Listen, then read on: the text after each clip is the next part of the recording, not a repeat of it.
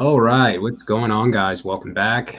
This is Marcus here with my boy Chris, the emergency expert. We are What's going to going be on, going, man? yes, sir. We are going to be going through a video from, can't remember the guy's name. Here it Survival is, Dispatch is the YouTube Rival channel. Dispatch.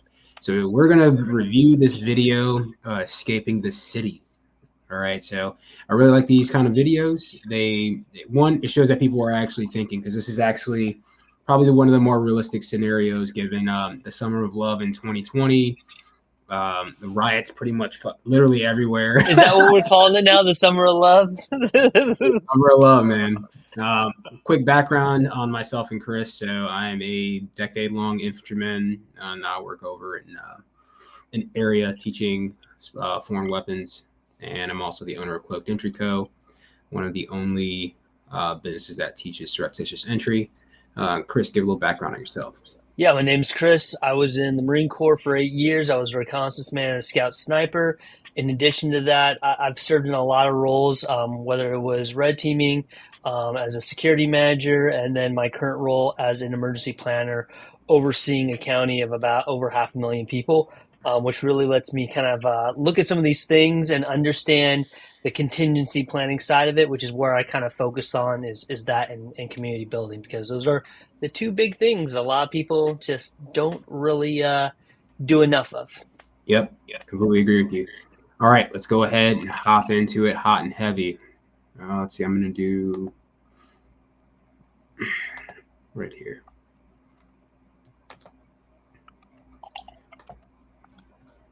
All right. This is already looking interesting.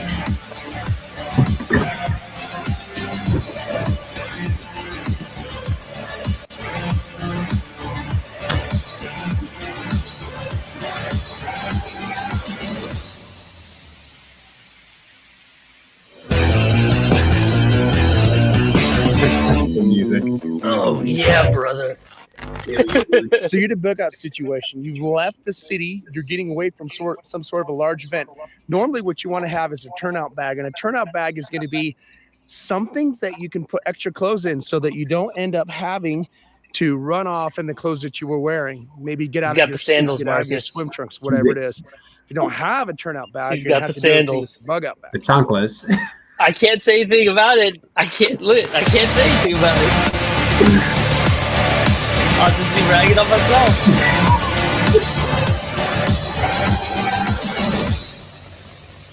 But whatever you do, at least wear shoes that you can run large distances in. Now, I will say this. I keep a pair of old boots in my car. Yeah, dude. So you're moving out of an affected area, maybe a city that's got riot or bombs, something, earthquake, whatever it is. And you're traveling through a rural area to grandma's house, whatever your final location is. And there's a lot of risk in crashing in places, but there's a lot of abandoned locations that you can kind of sneak along the side, try to go to sleep after dusk and before dawn. You get up. This is kind of an example of what I'd like to show you. This is an old abandoned silver Twinkie, and a lot of people want to camp inside it, which you can do, but with the right equipment, you can camp on the outside along the side of it as well, or slide underneath it. It's much less likely that someone's going to find you, and if you do have to get up and move, you can just get out quick because you're not confined inside of a structure.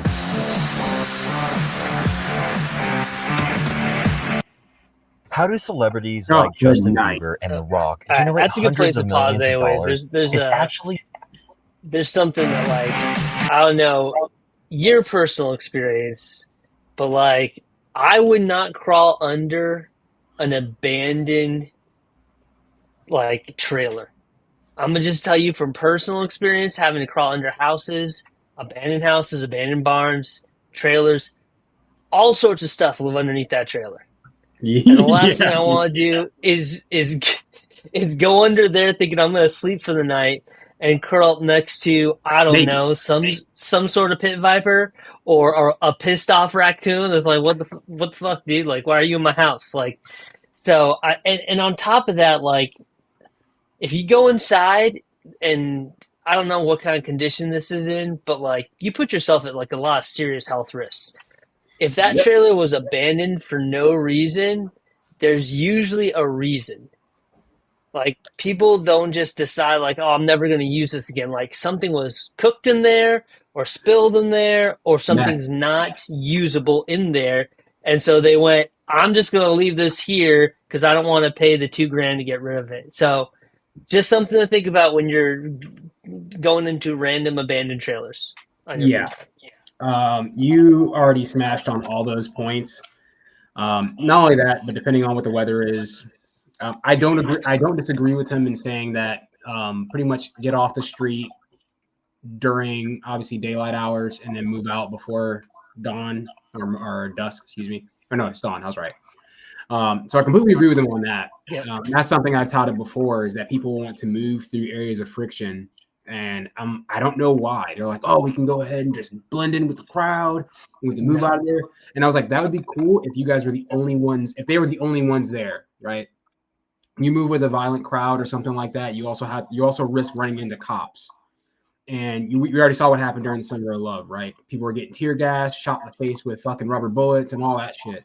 Yeah. So it only works for so long. So the best thing to do is to go somewhere, put as many locked obstacles between you and everybody else, and kind of just sit tight until, super early in the morning, 2, 3 o'clock when everybody finally goes home and goes to sleep, and then get up and then move out. Another thing too is if you're moving with family, right? You ain't sleeping under shit, dude. Like you have to compensate for your family's comfort to a degree, even if it's short term. So, I mean, obviously that'd probably have to be a talk with your wife and kids because they don't understand why you're living in an old meth shed. So, that's all I got on that. You want to say anything else, or are we going to keep moving? I mean, let's get further into it. I'm sure we'll have some more points to highlight on it once we get into the meth shed.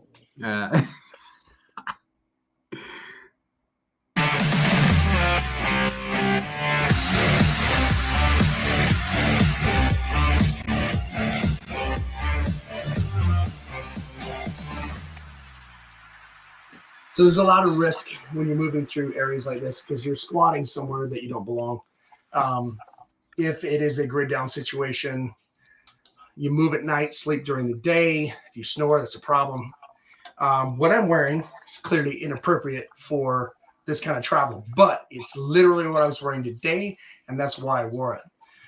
Now, the problem is I got sandals and shorts on. The solution is a turnout bag. And a turnout bag is essentially what firefighters use to change from their t-shirt and pants to their firefighter kit.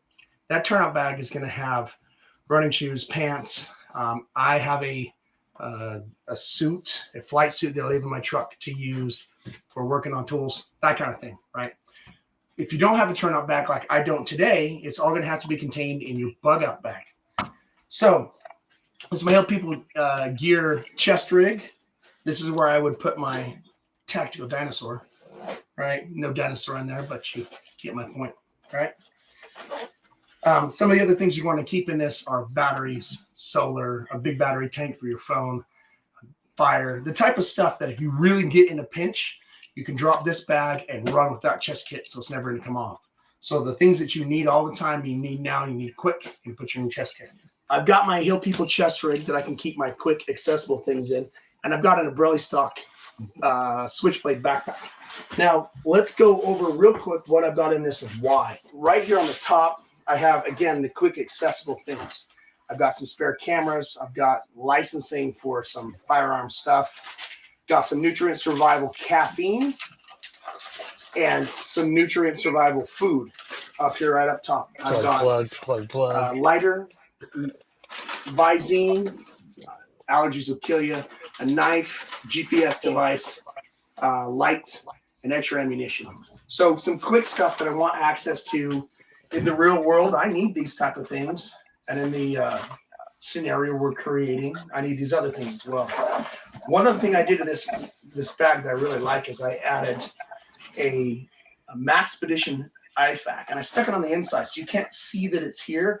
Yes, it's kind of a tactical bag, but I still want access to my medical kit. This is just a shooter kit with some chem lights. It's going to have gloves, tourniquet, compression dressing, that kind of stuff. And then I've got a Ranger beads on the top because pace count, that type of thing. When you're moving, you may not always be able to start with water, but you can almost always find it. And I've got a filter on the inside of this cap here, so I can just take this bottle, fill it in a mud puddle, a lake, whatever it is I need, and then put this filter on and drink it straight. It's super lightweight, compressible, and gives me the ability to gather water on the go. Tastes pretty good. I've got a Gore-Tex top and bottom. As you can see, I'm sweating right now. It's probably 80, 90 degrees in here at least, but tonight it's going to be cold. So even in my shorts, if I throw, this is a military issue EWIX Gore-Tex top and bottom, I can put that on top and bottom, and it's going to keep me from physically coming in contact with this rat poop, the wet grass outside, those type of things. So even though it's a hot environment, there's a value to this because it can be a sleep system all by itself. I've also got a jungle bag. Unfortunately, freezing to death is the number one thing that's going to kill you. And when you understand that, you realize that insulation is the number one thing you need in your bag. So I can wrap in the jungle bag and or the Gore-Tex cover and go to sleep right here. I can go on the outside of this trailer, sleep underneath it, somewhere that I won't be seen. Now, another thing I'd like is some sort of camouflage netting. This is the wrong color for this area, but it's perfect for up in the mountains. If all you do is hang this up in the trees between you and the people that would see you, or if you just lay it over the top of yourself, you can grab it and go real quick, and it gives you a very lightweight, let's pause this real quick. out of sight, out of mind type of item. Let's pause this. Last thing here, I've got a hammer. All right. What? I don't see a defined like scenario here. Like it's just like it's another one of those like I'm gonna throw what I think I need for this. It's like what are we talking here? Are you going to a location? Are you trying to get home? Like you're talking about sleeping in Gore-Tex. If you've been, let me just say this to everybody out there right now. If you've been pouring sweat into your clothing that you don't have a second change of clothing for all day, and then you're going to take essentially a polyurethane bag and seal your body inside of that, and thinking that you're going to be warm throughout the night, I have a bunch of various survival food products in the top pocket of my backpack that I'm willing to sell you. Listen, it would be more valuable to just have a poncho or something along with that sleep sack, and then have a small extra change of clothing, t-shirt, underwear, socks, so that you can get out of that wet clothing, especially if you do plan on sleeping. Which, if you do plan on sleeping, my recommendation, if you're in an area that you don't know, is sleep during the day where you can see shit coming and you can kind of hide out somewhere in the cut, in the woods, under a tree somewhere with that poncho around you. You don't need netting. Just be smart about where you're laying down, and then move at night.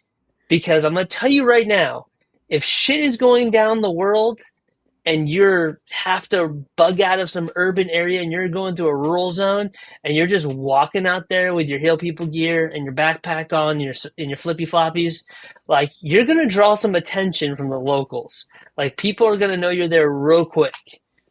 Well, so I'm going to give this guy some credit because he did say it's not something he would wear normally. I got that too. I'm going to credit for that as well. This is kind of the issue with not defining the situation. Is because now it's kind of going way out left field, because right now, essentially at the beginning of the video, he's already won. He's already successful in the situation, because you said escaping the city, but now you're like in some rural ass area. Really, where are you going? That's what I'm saying. So like, after you stay in the hot zone, you can stay on the main road. You can probably even call a fucking Uber. Yeah. Or you just get a hop from meth trailer to meth trailer. Like, what's going on? Yeah. What's the plan here? Yeah. So a well-defined situation would keep him from kind of straying off into what we're straying into right now, which is like, I'm sleeping in the woods, I'm doing this. It's like, that's not necessary. Like, all of the case study from the past forever, as long as you make it out of that central hot zone, you are probably okay, because that is what we would call a localized event. Yep. That localized event is not very big. It's just extremely dangerous within a very small confined space. Once you make it outside of that, you're good. You won. You got the dub. Yeah. And then two, so if you are finding yourself inside of a city or a metro area or something like that, you can't even assume you're going to get back to your car.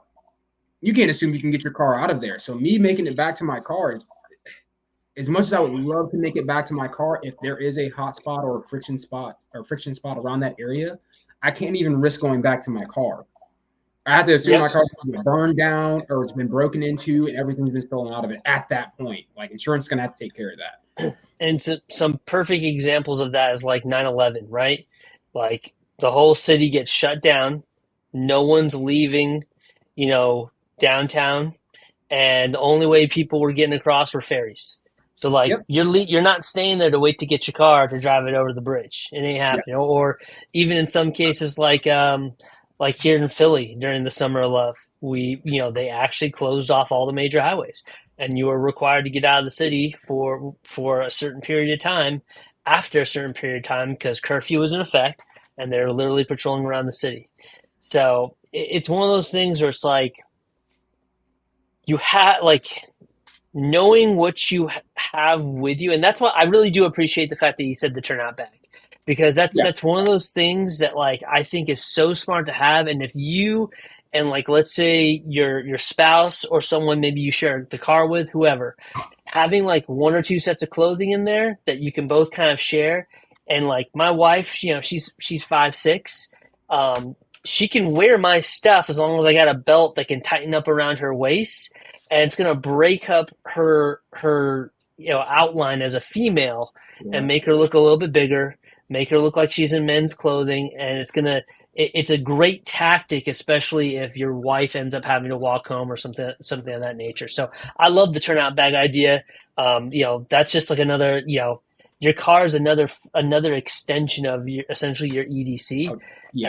Don't be afraid to utilize that space. You got so much room in there that you can just don't keep stuff that you're super worried about losing. That's the only piece of advice that I give everybody, because I've lived in major cities. I've had so much stuff stolen from me because people smashed into my windows. And so just make sure it's old clothes and bottles of water, stuff that can just supplement whatever stuff you keep on you. Yep. And that's a primary reason I don't agree with truck guns. Dudes are all on that truck gun phase. I'm and I've seen some guys that try and conceal it, but I'm that also depends on how long these guys have in your car, right? Yeah. So they're just going in there and they're just snatching stuff real quick and just leaving in 30 seconds. Roger. If it's concealed, good on you. But if they have an extended period of time to rifle through your car, they're gonna find it eventually. Your car's not that big. So I only take something like that if I know I'm going to a place that I pretty confident I might need it. Right. Yep. And I'd be lying to say I haven't gone into Philly a couple of times with, my Scorpion or a shorty AR or something like that, just because Philly's Philly. Yeah. And I know I'm going to be in there and be out. So I would say the only place, so I have essentially a rubric for travel distance and what I take with me if I travel a certain distance. Same here. So if I'm going just an hour or two away from the house, it's usually just my pistol and a few mags. Yep. Obviously, all the rest of the stuff in there, breaching equipment, medical equipment, is all in my car already. Stuff I don't mind losing if someone breaks in the fucking car. Now, if I'm going further than that, if I'm going 3+, that's when I'll bring the rifle. But typically that rifle is leaving the car once I get to the destination. It's not something I just leave in the car overnight. I think it's bad practice. And it's really you're just waiting for something bad to happen and have your shit snatched out of your car. I agree. Depending on where I go, especially if it's someplace bad for, let's say I'm going New York City or something like that, and it is a turbulent time, I don't give a fuck, dude. I've seen some of these crowds rip people from their cars, beat them on the hot. You got me fucked up, bro. If you don't think you're about to catch these fucking M855 Alpha 1s, bro, through this fucking car door, you got me fucked up. This is not a game. So yeah, no, I completely agree. The guy's putting some solid stuff out so far. It's just we're doing a lot of assumption, and I think if he drew in that situation a little bit more and defined it a little bit more, it'd be a lot easier. There's nothing wrong with giving some specificity, that's, and I think too many people are they don't want to pigeonhole themselves into something.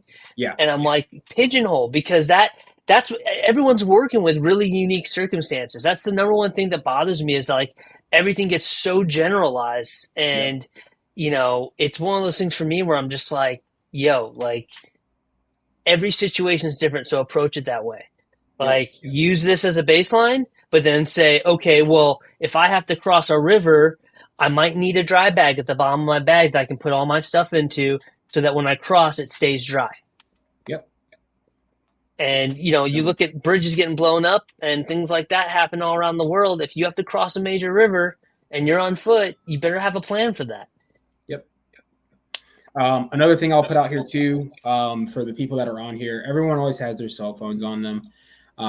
One thing I do anytime I'm going to a city, especially if it's one I'm not familiar with, is I download the offline maps for that city. If you have an iPhone, you can do it. It's literally an option the moment you open up your maps. You should be able to do it on Android as well. But that's the biggest thing. If you have a little bit of time to actually plan and sit down, which is why I recommend, like, if you can get off the street for a while, you can make a plan and execute on that plan. But if you don't have a map of the city, whether it be paper or digital, I would recommend people at least download the digital, because you always have your phone on you no matter what. So yeah, make a strip map out of it if you have to. Yeah. Like just having major, there's actually a company out there called Streetwise that I highly recommend. They make some really great pedestrian strip maps. So it shows you all the walking trails, bike riding trails, stuff like that, along with hospitals, police stations, major attractions. But it's just with having all the major cross streets, once you understand how that city is basically designed, and like, okay, Broad Street is the major street in this city versus in this city it's Pennsylvania Boulevard or whatever. Yeah. Right.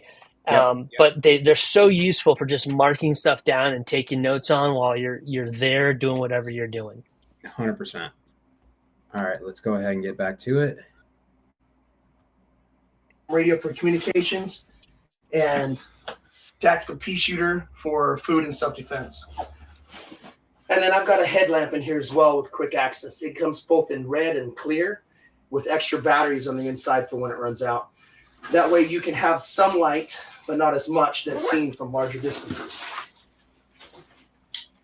I wouldn't want to camp in here unless I absolutely had to, but being inside of something like this without fire, having enough insulation that I can sleep enough to be able to get up and go again the next day made me the difference between life and death. Some of the most invisible people in society are the homeless, and clearly I don't look currently homeless. However, that doesn't mean to say that I can't think like a homeless person. What I mean by that is this. Homeless people have a tendency to be able to find the voids in architecture and areas where people aren't going to mess with them.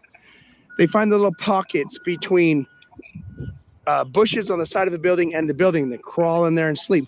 They go out along railroad tracks and find bed down places to kind of just be temporary in transit. Even traveling through here, there's a water source that I could grab water from. That looks a little bit too built up, but if this was run down and all beat up, there might be a bunch of bushes. Be a perfect place to hide right between the bushes and the building if there wasn't a dog. So what I'm saying is, think like a homeless person when you're moving through the area. If you really want good camouflage, get an old ratty military jacket and look like a homeless person. A lot of times, actually really good advice. They just don't have nice equipment like I'm currently wearing. But if you can find a way to hide yourself in those same voids and just sleep from after dusk until dawn so that you can get enough rest to keep on moving, it ends up being an effective mechanism to move depending on how austere the environment is that you're traveling through. In the military, we have this concept, cover and concealment. Concealment is basically they can't see you. That's all you really need if no one's looking for you and you don't really stick out, something bad happening, you're just trying to move through an area. Cover is stopping of bullets. So with the concealment idea, a lot of times high brush is all that you need. Right here I have a pile of bushes. There is, grass and whatever. There's just a little spot right there that maybe I travel at night and during the day, I can just bed down right here just to get a little bit of shut-eye before I keep moving. So back to my contents. One thing I really like to have that I don't have in this bag currently is a bivy shelter, one of those Gore-Tex shelters.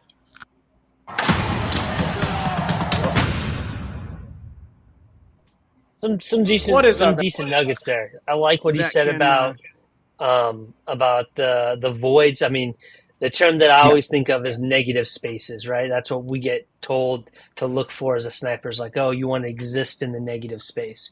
And it's a great point. Like homeless people, if you can pull the look off and the shuffle and you can get along with it, like, you know, it's not hard to look homeless. You have to be okay with not wearing the best gear. Yep. And that's going to be a problem for a lot of people because obviously, Bro, it's gonna be such a big problem for people. yeah, yeah. The only thing I wouldn't say I disagree with it per se, but there is some risk associated with sleeping in high brush. I I don't mean, like to. I That's the don't. one thing yeah. Yeah. Once again, depends on where you're at, man. In like New York or something like that, you might be all right with getting away with that. But you got to think high brush typically means that there are a lot of things hiding already in that high brush, especially if you're in the South. Yep. I don't want any spiders crawling up my. I have spent. I'm sure both of us have collectively spent like years upon years, and obviously this guy too. He said he has military experience as well. Spent a lot of time sleeping in the fucking woods, man, and it is everything from roaches to spiders to rats. Did I say spiders? There's a reason why in tropical climates everybody sleeps in hammocks. Yeah, dude. And even then, the risk is high that something's going to drop on you or crawl on you and stuff like that. But like, you got to remember in those layers, right? These are all like little microclimates. Yeah. And like every single layer has like a different group of things that exist in it and will go in between layers. And like, it's the other thing too that he talks about is like bedding down there during the day. I'm going to tell you right now, he was talking about it was 90 degrees in that trailer.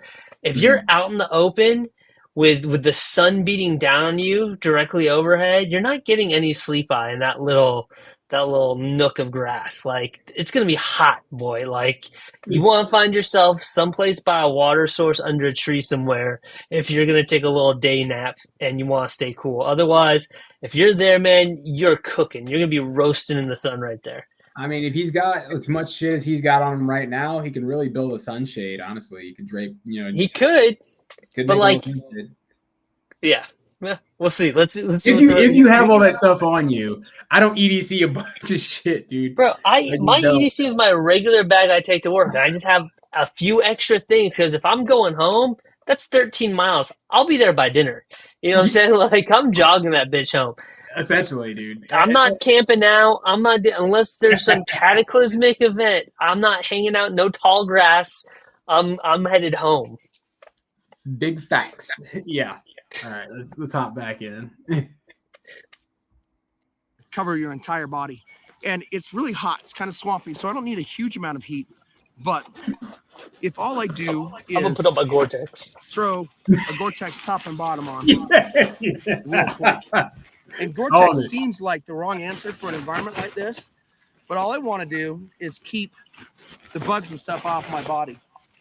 Another thing to remember is whatever you choose, flat colors are best. Flat gray, flat green, flat whatever. Because they're camouflage. They don't look There's no way you're taking a nap with your Gore-Tex on in 96 degree weather. This is the best way to become dehydrated very quickly. For me to get some kind of quick shut-eye, I would take an unchambered but loaded firearm, stick it on my chest so that I can rack and go, and I unchamber it so I don't accidentally twitch and shoot my arm while I'm sleeping. Nope. But I need something quick, accessible, maybe right here, right? Something that I can grab really quick. So if I do get woken up and messed with, I have at least a self-defense mechanism or get off me type of mechanism that I can use to fight back. Okay, if you can get about 20 solid minutes of rest every 4 to 8 hours, you can continue to move for 3 or 4 or 5 days. It's rough, it's brutal, it's a slog, but I have done it with success.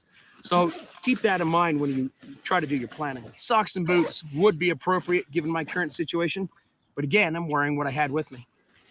So now I can use that as my sleeping device. If I think I might get approached from that direction, I'm just gonna slip this over the top of me and then lay right back down here. All I've really done is broken up my outline and covered myself up so I don't look like a human structure. I look like a bag of potatoes or something, right?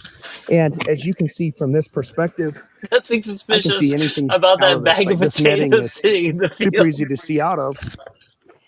But looking into it, it reflects light a little bit differently, so it kind of breaks up my structure.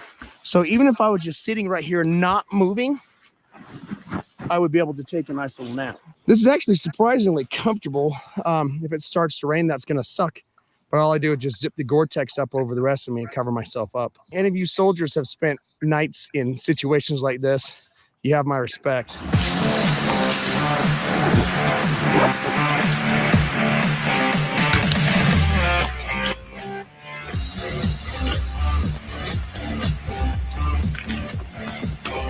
Yeah. You in the flip flops, All right, guys. man. Hopefully this is valuable to you. What other videos do you want to see? Hit the subscribe and like button. Leave the comments down below. Until next time. All right. All right. I'm gonna just say this. I'm not gonna rag on his methodology. If it works for him, it works for him, right? Sure. If you could take a 20-minute nap with full Gore-Tex on and pull some camo netting over you, and you could sleep for 20 minutes like that and get up and be like, all right, we can move for another 4 or 5 hours. First off, I don't like to break up sleep and movement periods in that weird structure. Not a big fan of it. There's better ways to do it. But like also that structure is kind of like, that's not really a good way to do it if you're traveling solo. Like if you got a bunch of dudes and there's like someone on security and he's like, hey, yeah, rack out for 30 minutes before we go on another movement again, that's great. But like, I'm not stopping to take a nappy nap in the field for 30 minutes. Like I'm going to make sure I get to a very difficult place for someone else to reach me. And then I'm going to take a longer period of time to sleep if I have to. And that's only if I absolutely have to. Otherwise, I'm just ingesting caffeine, nicotine, and hatred until I get to my destination. Yeah, dude, I completely agree. I don't know if you've ever done like 20 minutes on, 20 minutes off. So here's the thing, man.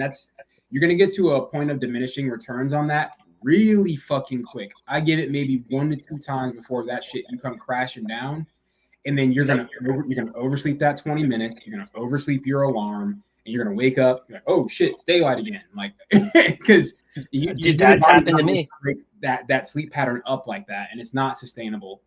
So yeah, I'm not a huge fan of that personally. If he does it and it works for him, grandiose. Like that's good on him. That ain't me personally. And yes, if you can get higher off the ground, I would do it. Once again, man, it's not like you're being chased or anything like that. So it feels like some of these measures are a little bit overshot. Like, am I being followed? Like, why am I silhouetting myself? Like, I guess. I feel like there's a desire to share something that like almost feels like a hack, right? Yeah. It's like I figured out this way to do something that I think works really well. It's like cool, but like, you know, there's a lot of ways to skin that cat, and like the first way is to make sure you have the equipment in your vehicle to sustain whatever distance you anticipate you have to travel should your vehicle become immobilized, right? Yeah. And like, you know, there's a bunch of ways to figure that out, but like if I'm going, let's say all the way down to the bottom of Virginia, like a trip I did recently, like my car is equipped to handle some things, and then I have cash on hand if I need to rent a car. I have cards. I have all those things because guess what? The likelihood of me hoofing it back is very low. I also have other things that may be useful. I don't know. Things like jigglers and fleet keys and things of that nature. Do I want to use them? Will I use them? If the situation calls for it, I'm going to use them. Yeah. If it means me getting back to my family and there's a fleet of like old expeditions at some random, you know, offsite location for the energy company and a key just magically fits, there's a good chance I'm wearing a white hard hat the rest of the way home. You know what I'm saying? Literally, those cars are free. I have 12 of them sitting in my driveway. They're just out there. Like, no one's watching them. No one's paying attention. The key fits. If the keys fit, I own it. That's how I look at it. Yeah. Don't be lazy. Yeah, dude. I think a big thing here with I know this is the third time I've We mentioned we got to put in we got to put in the disclaimer. Kids, do not do anything that is illegal. This is for entertainment purposes only. This information should be evaluated as such.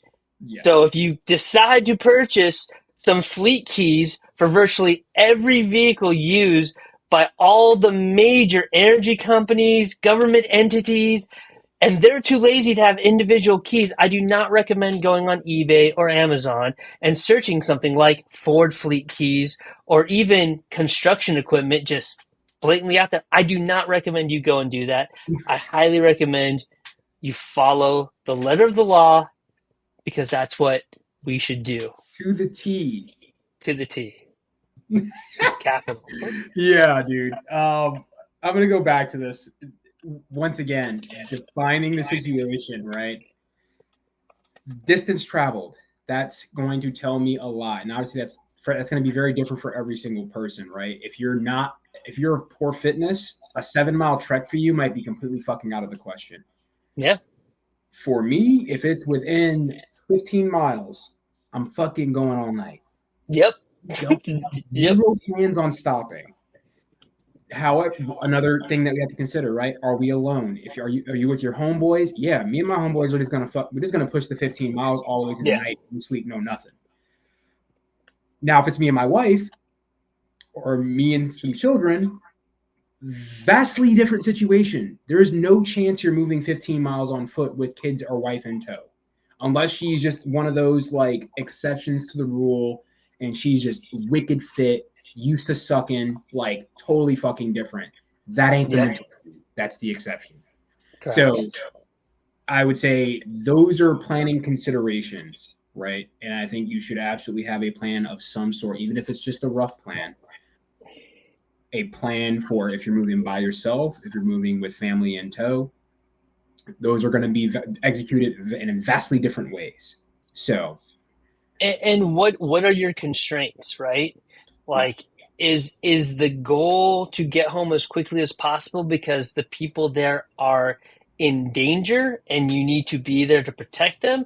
Or is this location that you're going to safe, and so because that you can take your time and go the safest route possible to avoid maybe getting something happening to you or someone tailing you and you leading them back to said location? So like you have to take these factors into consideration. Like, especially when we start looking at the kidnapping things that are going on in Latin America, to me, it makes more sense to be cautious and careful. Like if it's in that 15-mile range, I'm going very quickly, and I'm taking all the back routes I can find to cut that time frame down. But if you're stretching that distance out, like remember, it's an endurance race. Yep. It's not that short sprint. And I know a lot of people are like 15 miles is not a short sprint, but when you're trying to get home to your family, that's a short sprint. You gonna make it. Yeah, that's especially if you're not carrying a lot of stuff, which I don't recommend carrying a lot of stuff unless you have to make that big distance. Slim that bag down because speed is security. That's something we talk about a lot. If you can move quickly through an area, you have a much less of a chance of interacting with people or things you don't want to interact with. And let's be real, like my plan for if I'm being followed and I know I'm being followed is going to be night and day difference between me just getting out of the city. Like one, if I'm being followed, I have a lot of other questions in mind. Like, why am I being followed for one? What makes me so interesting out of a city full of people that people need to follow me? I'll be honest with you. Like, I already know what my course of action is if I'm being followed at that point in time. Someone's getting ambushed. That's just me. But that's an entirely different. That's such a wild scenario if you're being fucking followed. And I need people like this is not a fantasy. Like if you are being followed and there's more of them than there are of you, that's probably one of the worst situations you can find yourself in. Dude, that happened to me Wanu, not Machu Picchu, but was it Cusco? We came out of a bar at the Plaza de Armas, and we came out of this bar called, I think it was called like Mama Africa's, I believe is what the bar's name was called. This is like 2006, dude, or maybe even before that. Might have been 2006. And we got followed by 5 dudes walking back to our hostel, me and my buddy Jeremy. And I had that SOG double-edged pentagon knife I carried with me all throughout Peru. And I just turned around and just was like so drunk I couldn't even speak Spanish right. And so I turn around and just point this knife at them. And I'm just like, one of you is going to bleed tonight. And they all just turned around and walked the other way. They thought you were an easy target. Bro, I'm telling you, man, no one messes with crazy. And I literally pulled it out and started pointing at them and started walking right down. I was like, one of you mother effers are going to bleed tonight. And they all just stopped. And I knew they were following us, dude. We did the classic 3 left turns, right? Yeah. Oh, yeah. and they were still there, and I'm like, all right, we're being followed. I had 4 hurricanes in me and a bunch of beers. I was like, it's going down. Yeah, and obviously, I'm not recommending everyone do this. No. That's a young man's game right there. Yeah, it can go super bad for you, right? That's where you have to take into consideration, one, can I outmaneuver these guys? Can I get away from these guys? If you can, I would recommend that be the first step you take is, can I break contact with these guys? Can I get away from them completely? If you can't, and let's just say they're fast enough, fit enough, and not drunk,